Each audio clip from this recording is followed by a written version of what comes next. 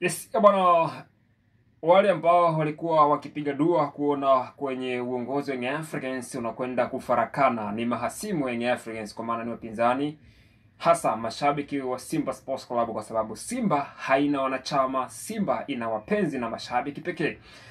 Kwa sasa kwenye kikosi cha Wekundu Msimbazi Simba Sports Club kuna waka moto mkubwa ambao unahitaji maombi kutoka kwa mashabiki hao kuiombea klabu hiyo kuweza kukaa katika level toka pale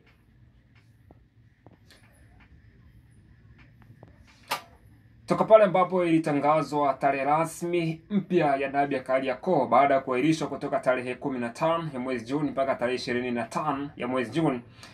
Mashabiki wa Simba Sports Club hawajaridhishwa, lakini pia viongozi wa Simba Sports Club baadhi kwa ndani hawajaridhishwa.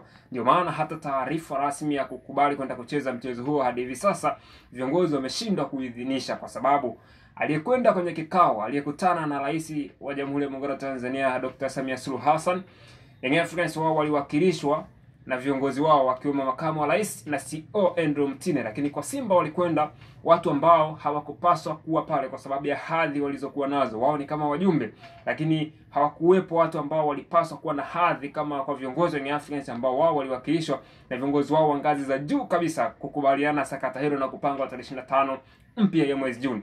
Hakika Simba Sports Club kuna moto mkubwa. Mohamed Dewji ameamua liwalo na liwe, lakini bila maombi Simba Sports Club viongozi wanakwenda kufarakishana, wanakwenda kufarakana vibaya mno. Ni kutokana tu na dabi ya Kariakoo, na huenda hata siku hiyo wakapeleka timu uwanjani, lakini kitakachotokea itabaki kuwa historia kwenye soka Tanzania. Mashabiki wa Simba, zidisheni maombi kwa ajili ya kuikomboa timu na viongozi wenu.